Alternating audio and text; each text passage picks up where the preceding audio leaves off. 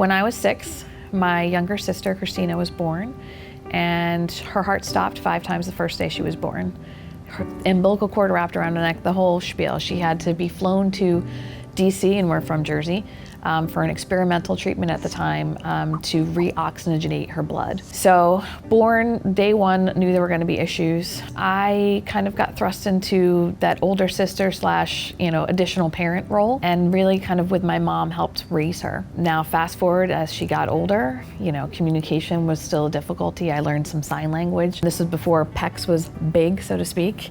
Eventually she learned to communicate better with pictures. She had severe, challenging problem behavior. And I really struggled as a sibling. And I still sometimes have to remind myself, oh, you were her sister, it wasn't your job. Because there's only 6-year difference. But when I went to college, my sister needed to be placed in a group home because of the severe challenging behavior, and my mom was a single mom with, back issues and all of those types of things. And I really didn't even realize till years later that I carried this guilt that me going to college was the reason my sister had to go to a group home. And it was hard. It had a huge impact on our family. At the same time, I swore I was not going to go into education because both my parents were teachers, so of course, not going to do that. But within 2 months of being at college, I saw an ad to work at an agency helping kids with autism. Like, I got that down. Like, I know how to do this. I helped, with my sister. And realized when I applied for the job that all of my experience in education, or enjoy, if you will, has been working with kids.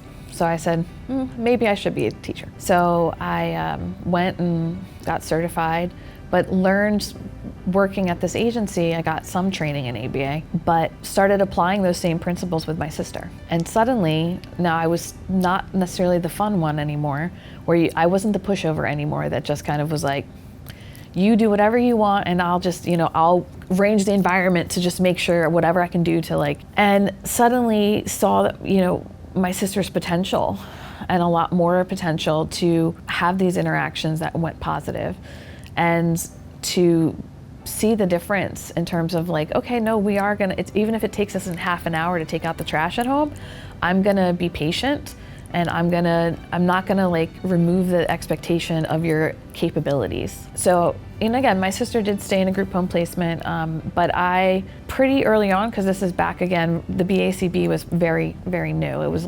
2002, and I ended up, seeing that there was more opportunity to learn and grow in the field. So I became a BCABA, then got my master's in special ed, and became a BCBA because then I had my master's degree. It's very different working with a family member than with, students or other participants, and still managed to find ways that I was like, I totally, when I went to go see her that one time, I could have done this instead of that, and that would have made the experience go so much better. Unfortunately, my sister passed away at the age of 30 from leukemia, and had the opportunity, though, in that journey to also bring a little bit of ABA into how her hospital setting was, and how we could support her as well as try to support, again, every 12 hours, it's a new staff member that's kind of her one-to-one, if you will. And it's not really a one-to-one as much as it's keeping her safe, so she doesn't pull out the PIC line. I reflect back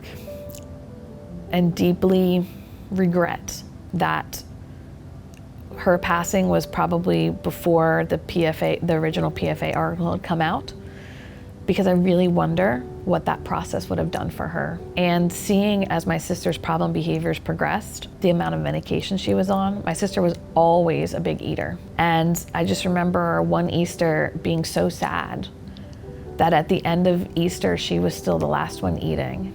And it was just because everything was slowed down. And again, her affect, her happiness, if you will, for the last 5 to 10 years of her life wasn't where I would have liked to have seen it. And I really wonder if I had been able to introduce these ideas, this process to her team, if there would have been a different outcome. But the blessing for me is that I understand the lived experience for these families. I understand what it's like to go, I really want to be able to go to Walmart at any time that I want to go, but I'm not sure that I can. I understand that PTSD, if you will, of even visiting my sister as an adult, as a BCBA, and being very nervous about going out in the community because there still were so many things that could trigger her that were out of my control and sometimes out of her control. And like, I remember one time taking a BCBA colleague with me to go visit her, and on the way back, we were leaving a store and denied access, shock, was a trigger. And she wanted to get some more things at the store, and I told her no. And she was not happy. And my sister tended to have kind of more of that delayed reaction sometimes, where it like finally sunk in, like, wait a minute. Yeah. And as we're going out to the parking lot, cold cocked me. Yeah. And I just was like, I put her in the car and I started sobbing with my colleague in the car. And, and again, I joked like there was a time when problem behavior happened, and I was like, I would have taken my earrings off, because again, it's my sister, it's my sibling still, to where I'm just like, I'm signing and crying, like, you need to use your words, signing and crying and all at the same time. I said to her on the way back, I was like, is there anything you would have done differently? And she's like, no, I think you did the best that you could and everything that you can. And so she really obviously gave me my early experience with autism, my early experience with compassion for families. But even that, I've grown so much over the years, becoming a parent myself, becoming a parent of a child that has some more significant needs, in my understanding of how to be compassionate towards these families and towards these clients. I always say, my sister's BCBA at the time came to us with the hospital when we found out that her leukemia was terminal. And she sat in the meeting with us and she cried. And she was so embarrassed. And I said, don't be embarrassed. I said, this means you cared about her. And to us as a family, I would rather have a staff member who cares than somebody who can can be very clinical and very, if you're working day to day with my sister, she needs to know that you like her. And nobody's gonna be like, yes, please spit on me. Yes, please hit me. Nobody wants that. But you saw her as a person and you cared about her. And the fact that, some of her staff came to her funeral, even right now, and all the ethics discussions, somebody's like, my client died. Is it ethical for me to go to the funeral? Yeah. It's okay to go to the funeral. Yeah. Please go to the funeral. It's okay. So my sister, and I never really felt also that she got, other than me trying to kind of work in some ABA on my end and a few places, but not to the level or extent of the support I would have liked to have seen. And I always wonder too, the early intervention. Does that carry on and fuel what you do now and what you spend your time on? It does. So the agency that I'm currently at, we have a passion, and I'm fortunate that I have team members who don't even have people with autism in their life, that they're still also passionate about. We have a heart for kids with severe behavior.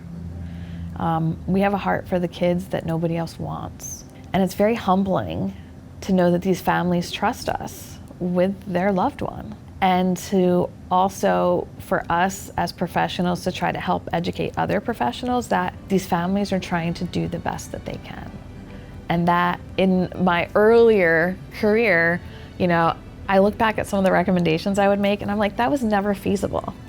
Like, whether they yesed me to death or whether they wanted to try to do it but just couldn't do it. And my sister, one of the things that was saddest to me about her passing, I made the comment that, I used to talk about her a lot in workshops, and I said, there's gonna be no more stories. But my current clients continue to challenge and support, new stories and new chapters and new ways of doing things.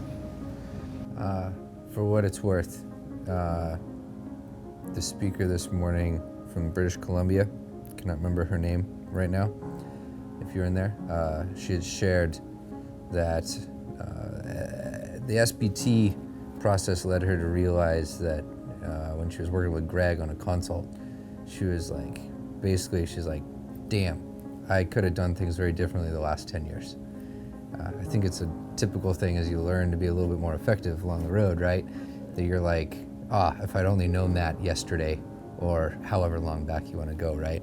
As you know better, you do better. Yeah. What was it in the SBT process? All of that, PFA, SBT stuff, like why were you attracted to that one, and why do you think that would have helped?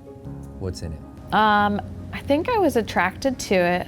It's a great question. When I read the original JABA article, I was attracted to it because I thought this is a different way that we can do this. And a lot of my, I had a private practice at the time, and a lot of my consulting was in schools.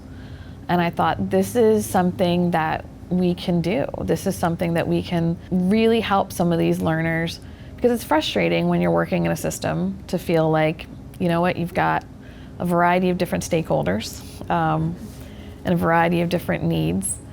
So I ended up trying it with a learner who, again, had self-injury, but also had a shunt. And her self-injury was banging her head on the floor. So you're not gonna let a kid with a shunt bang their head on the floor and be like, nope, we're gonna do an extinction burst here. And I was able to take, and at the time there wasn't as much out there. It was just, the article, there was a course, I think, that Greg had done based out of Florida that I took. Like, I did everything I could, and we had great success with this learner. And then when I closed my private practice to join the agency I'm at now, I kept saying, like, I think we should do this with one of our kids. And finally, our teacher at the time and a BCBA were like, let's do it. They saw Greg speak at the National Autism Conference in Penn State, and they, with my support, they did it. And so then I continued to kind of be like, let's do this with more kids. But I was able to write a grant to bring FTF. We're now on the third grant to try to continue to shift this across the whole organization, and to come from a place of teaching from joy, from happy, relaxed, and engaged, where our learners run into the building and want to do stuff. That's the kind of place I want to be. I don't want to be a place where we are running escape extinction and you have learners crying hysterically. It's still a challenge, and as a leader in the organization, it's the CEO, and then I'm in charge of all of our clinical programming. Okay. So I oversee our adult program, our insurance-based clinic stuff, and then our school. And it still amazes me. Like, in my perfect brain world, I would say, this is the way to go. And people would be like, yes, Karen, this is the way to go. Yes.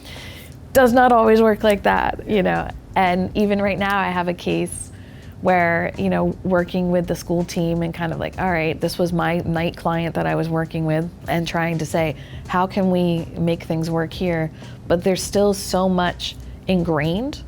And in some ways, I say shame on the universities for what they're teaching. I'm starting to see in some of our supervisees that they're learning some new things. Yeah.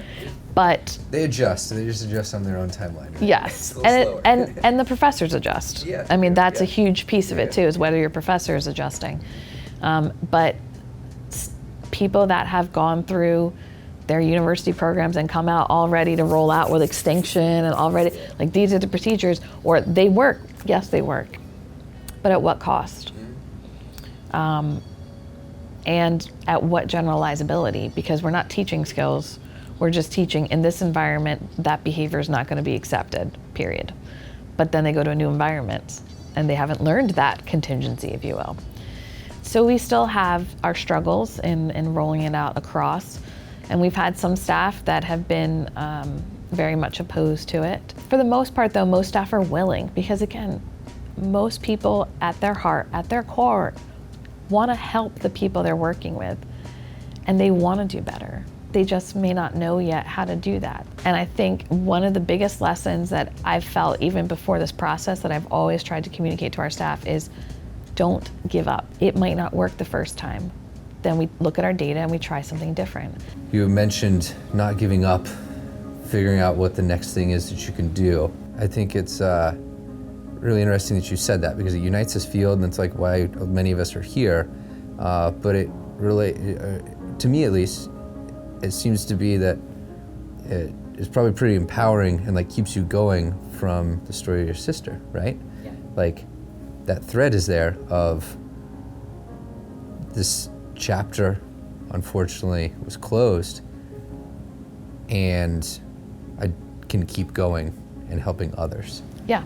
100%. It's really powerful, I think. Yeah, and that 100% is true, and that is part of what helps a little bit with the loss and the grief, knowing that, I forget what musical it's from, but it's like my life has been changed for the better. Yeah.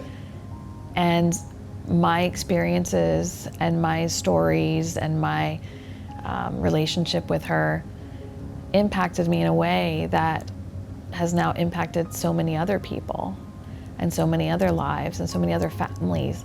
And I was very fortunate for most of my career to be able to have that street cred. So when I worked in schools, my street cred was that I was also a teacher. I'm not asking you to do something that I haven't done. Yeah. But working with families, my street cred was I have a sibling with autism and I helped raise her, and she had challenging problem behavior and she had communication struggles. And you could visibly see these families go, Yeah. You get it. Yeah. And that has been a joy. And I wouldn't change things. I wouldn't have had things be different in that regard of not having my sister. I mean, it was challenging, but she made me who I am. Again, hope I'm not overstepping here, but it seems as though she's still there with you, helping others in a way. So, Yeah. Gone but not forgotten. legacy continues to impact lives. Yeah, absolutely.